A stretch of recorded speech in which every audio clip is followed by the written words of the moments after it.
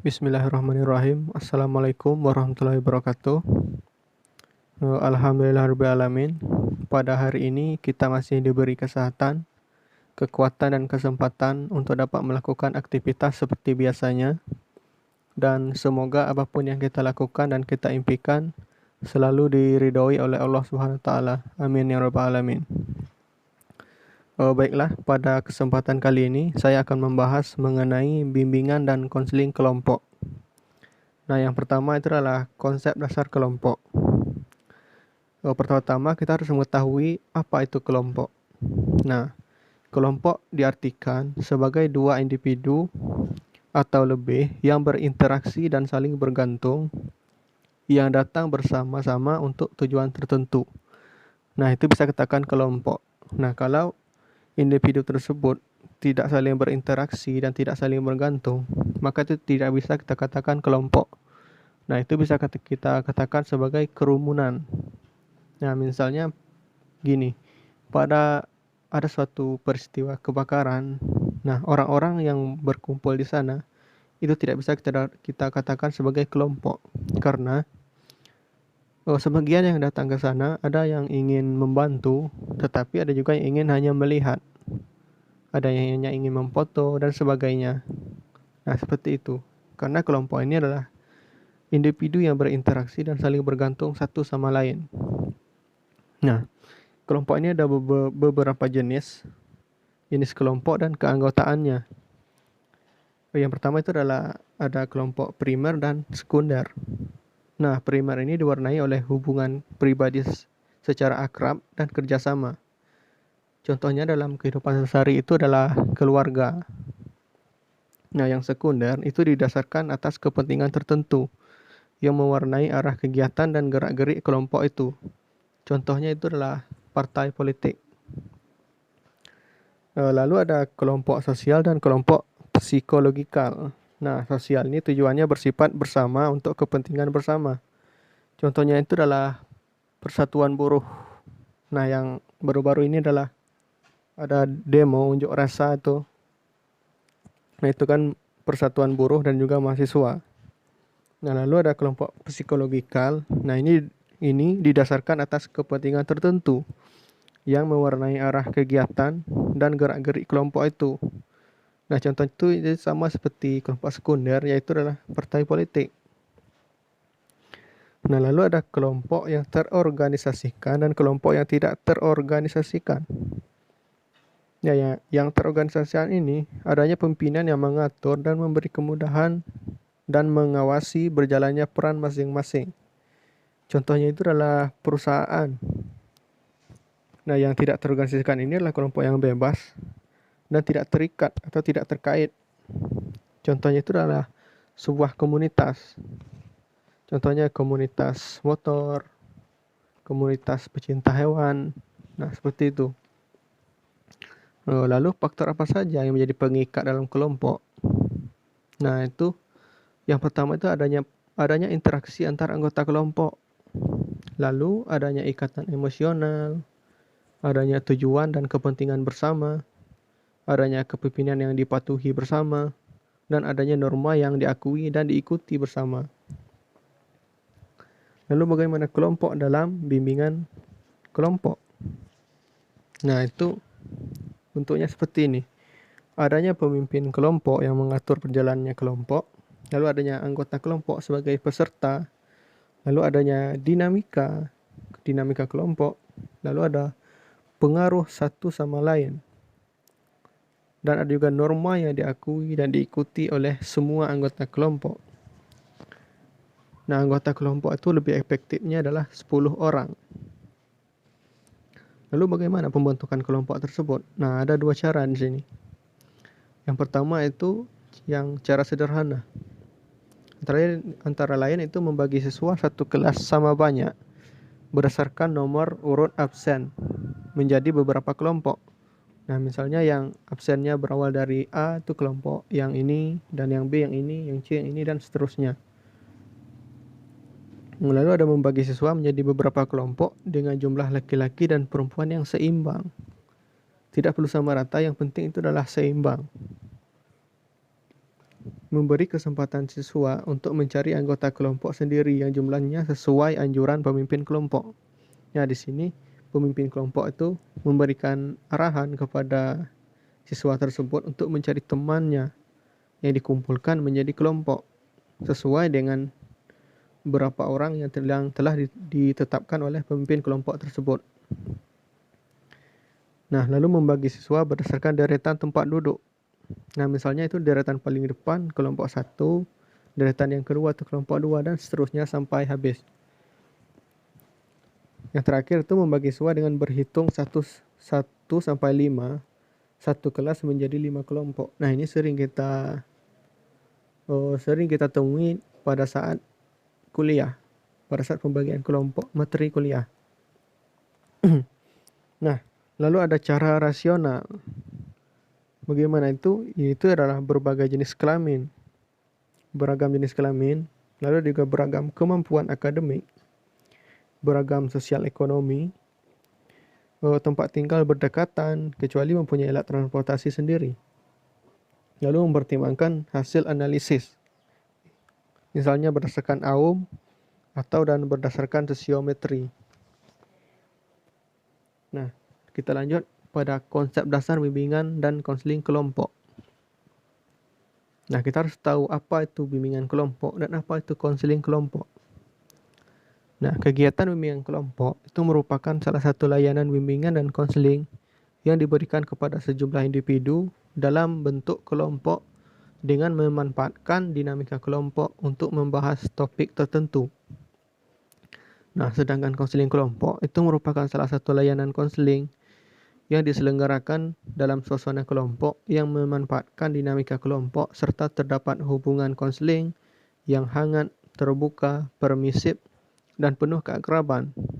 Pada konseling kelompok juga ada pengungkapan dan pemahaman masalah klien, penelusuran sebab-sebab timbulnya masalah, upaya pemecahan masalah, kegiatan evaluasi, dan tindak lanjut dari masalah tersebut. Nah, lalu apa tujuannya? Tujuan dari bimbingan kelompok dan konseling kelompok. Nah, yang pertama kita bahas mengenai tujuan bimbingan dulu, bimbingan kelompok. Ada tujuan umumnya. Nah, secara umum, layanan bimbingan kelompok bertujuan untuk pengembangan kemampuan bersosialisasi, khususnya kemampuan berkomunikasi peserta layanan atau siswa yang menjadi peserta. Nah, ada tujuan khususnya lagi. Nah, secara lebih khusus, layanan bimbingan kelompok bertujuan untuk mendorong pengembangan perasaan, pikiran, persepsi, wawasan, dan sikap yang menunjang perwujudan tingkah laku yang efektif, yaitu peningkatan kemampuan berkomunikasi baik verbal maupun non-verbal para siswa.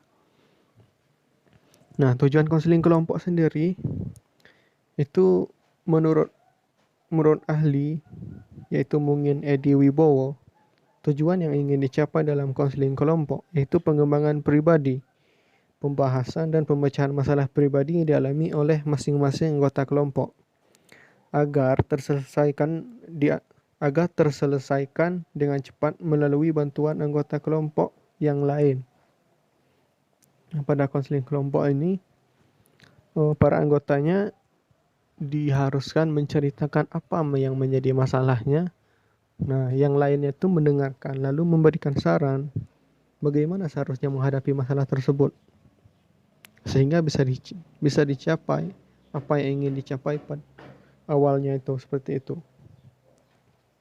Nah, lalu mengenai asas dari bimbingan dan konseling kelompok. Nah, yang pertama itu asas bimbingan kelompok. Nah, di dalam bimbingan kelompok ini ada asas kesukarelaan, asas keterbukaan, asas kegiatan, asas kekinian, asas kenormatifan, dan juga asas kerahasiaan. Nah, di dalam konseling kelompok sendiri itu ada 6 asas. Yang pertama itu asas kerahasiaan, asas kesukarelaan, asas keterbukaan, asas kegiatan, asas kenormatifan, dan juga asas kekinian. Nah, lalu kita pelajari materi selanjutnya itu hakikat dari dinamika kelompok. Nah, kita harus tahu dulu apa itu dinamika, apa itu kelompok. Baru bisa kita tentukan apa itu dinamika kelompok. Nah, dinamika adalah sesuatu yang mengandung arti tenaga kekuatan, selalu bergerak, berkembang dan dapat menyesuaikan diri secara memadai terhadap keadaan. Nah, sedangkan kelompok sendiri itu adalah kumpulan orang-orang yang merupakan kesatuan sosial yang mengadakan interaksi yang insentif dan mempunyai tujuan bersama. Nah, dari kedua pengertian tersebut bisa kita simpulkan bahwa dinamika kelompok itu merupakan suatu kelompok yang terdiri dari dua atau lebih individu yang memiliki hubungan psikologi secara jelas antara anggota yang satu dengan yang lain yang dapat berlangsung dalam situasi yang dialami secara bersama. Nah, lalu unsur-unsur apa saja yang ada di dalam dinamika kelompok? Yang pertama itu adalah tujuan kelompok. Nah, tujuan ini harus jelas sehingga para anggota kelompok itu tidak merasa canggung, tidak merasa sehingga semua anggota kelompok itu mengetahui untuk apa kelompok ini diciptakan. Nah, yang kedua itu adalah kekompakan kelompok. Nah, kelompok tersebut tidak hanya dibuat semata-mata, tetapi juga harus kompak. Para anggotanya itu harus kompak. Nah, lalu selanjutnya itu adalah struktur kelompok. Nah, pada struktur ini harus jelas siapa yang menjadi pemimpin, siapa yang menjadi anggota, siapa yang menjadi ini, siapa yang menjadi ini. Lalu yang keempat itulah fungsi tugas kelompok. Nah, di sini tuh ditentukan. Yang ini tugasnya ini, dan yang ini tugasnya ini, dan seterusnya, seperti itu. Yang kelima itulah pengembangan dan pemeliharaan kelompok. Lalu ada suasana kelompok dan efektivitas kelompok. Lalu yang terakhir itu adanya tekanan kelompok dan maksud terselubung. Lalu bagaimana peran dinamika kelompok? Nah, peran dinamika kelompok dalam bimbingan dan konseling kelompok. Nah, melalui dinamika kelompok, setiap anggota kelompok itu diharapkan mampu tegak sebagai perorangan yang sedang mengembangkan kediriannya dalam hubungannya dengan orang lain. Secara khusus, dinamika kelompok dapat dimanfaatkan untuk pemecahan masalah pribadi para anggota kelompok, yaitu apabila interaksi dalam kelompok tersebut difokuskan pada pemecahan masalah pribadi yang dimaksudkan. Dalam suasana seperti itulah melalui dinamika kelompok yang berkembang, masing-masing anggota kelompok akan menyumbang baik langsung maupun tidak langsung dalam pemecahan masalah pribadi tersebut. Nah, lalu usaha apa saja yang bisa dilakukan untuk menggerakkan dinamika kelompok? Nah, itu antara lain yang pertama itu membantu terbinanya suasana keakraban dalam hubungan antar anggota kelompok. Lalu mencurahkan segenap perasaan dalam melibatkan diri dalam kegiatan kelompok tersebut. Nah, lalu berusaha agar yang dilakukannya itu membantu tercapainya tujuan bersama, membantu tersusunnya aturan kelompok, dan mematuhinya dengan baik. Lalu benar-benar berusaha untuk secara efektif ikut serta dalam seluruh kegiatan kelompok tersebut. Nah, lalu anggota kelompok itu diharuskan mampu berkomunikasi secara terbuka. Lalu berusaha membantu anggota kelompok yang lain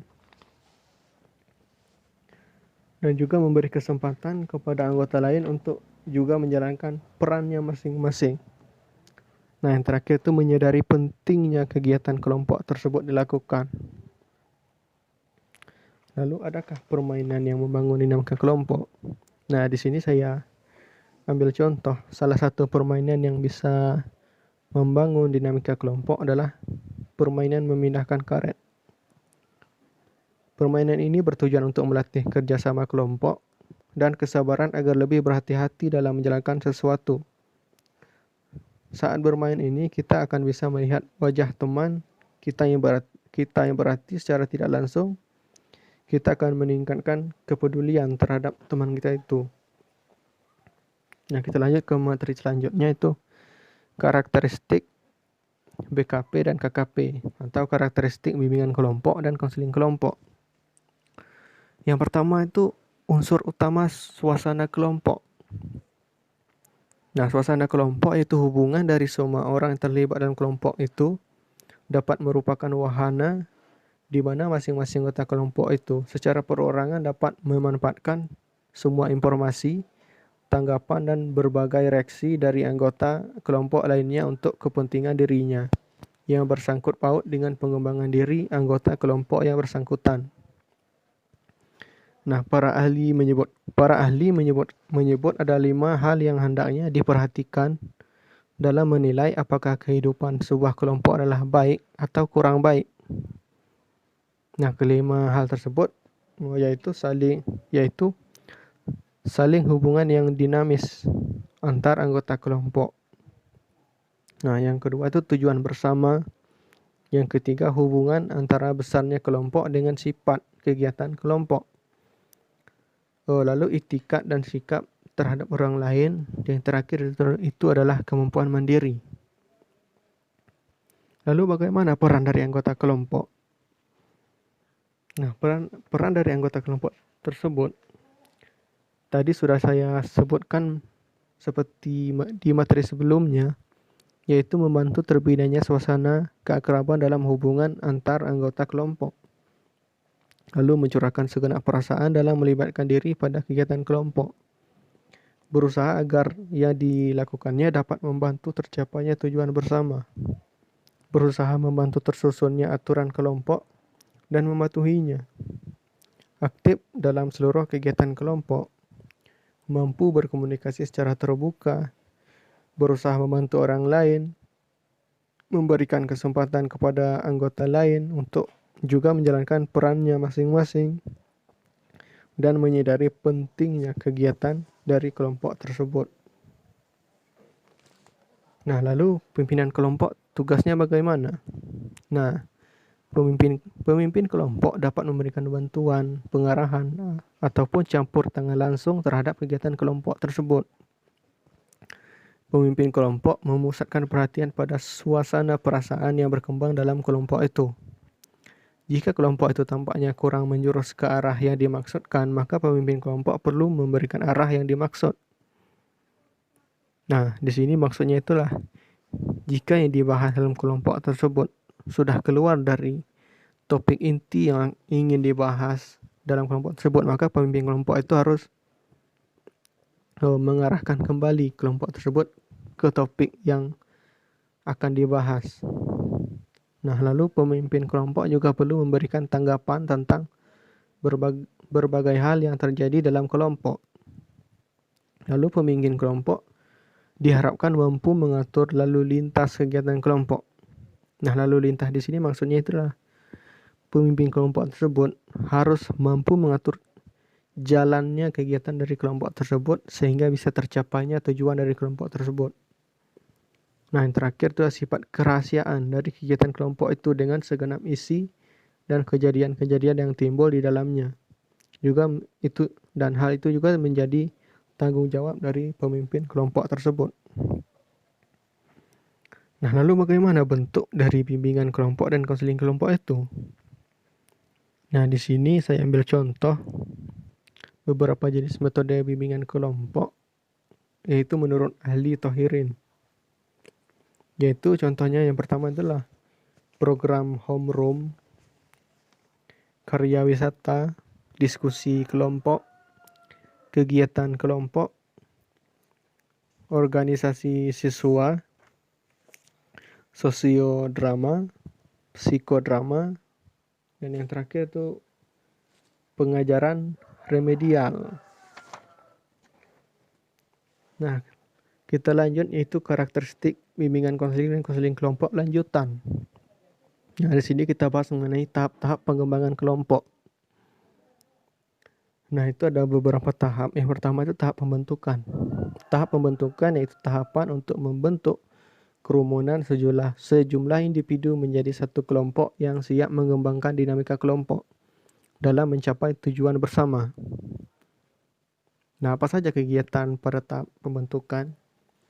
Nah, yang pertama itu adalah mengungkapkan pengertian dan tujuan dari kegiatan kelompok, lalu menjelaskan cara-cara dan juga asas apa saja yang ada dalam kegiatan kelompok tersebut, lalu saling memperkenalkan diri dan mengungkapkan diri, lalu teknik khusus dan permainan penghangatan atau pengakraban. Nah, masuk tahap selanjutnya itu adalah tahap peralihan. Nah, tahap peralihan itu tahapan yang mengalihkan kegiatan awal kelompok ke kegiatan berikutnya yang lebih terarah pada pencapaian tujuan kelompok. Nah, tujuannya itu adalah untuk terbebasnya anggota dari perasaan atau sikap enggan, ragu, malu, atau tidak saling percaya untuk memasuki tahap berikutnya.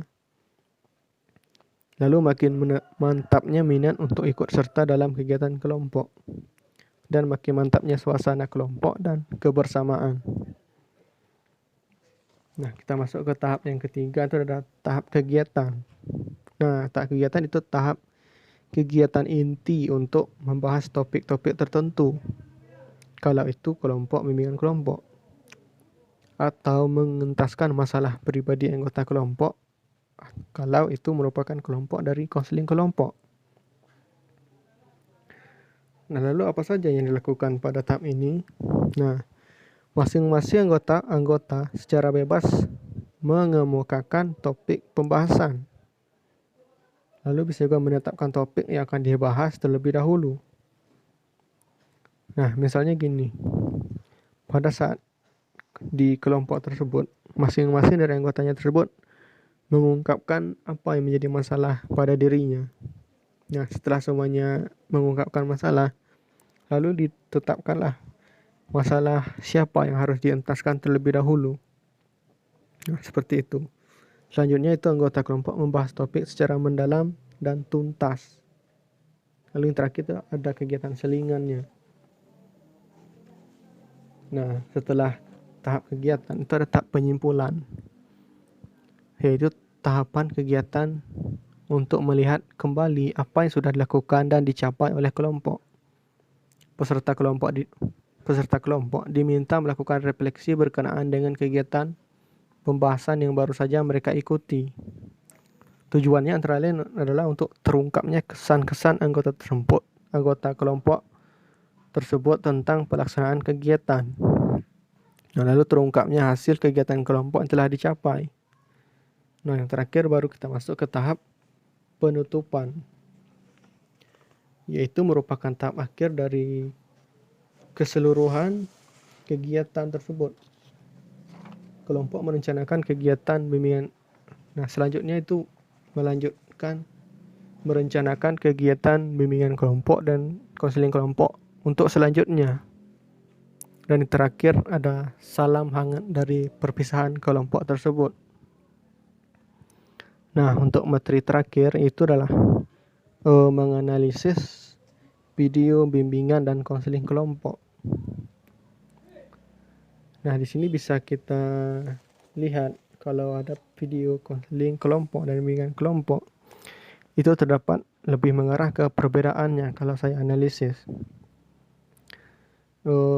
Misalnya seperti ini, pada bimbingan kelompok, nah itu cuma membahas satu topik atau membahas topik tertentu saja. Nah, sedangkan pada konseling kelompok itu kita membahas semua masalah dari masing-masing dari anggota kelompok tersebut. Nah, pada keanggotaannya juga ada perbedaan. Pada bimbingan kelompok itu anggotanya bisa banyak, karena yang dibahas cuman topik tertentu saja. Nah, sedangkan dalam konseling kelompok ini memang lebih efektifnya 10 orang, karena semua anggota kelompok tersebut menceritakan masalah yang dialaminya.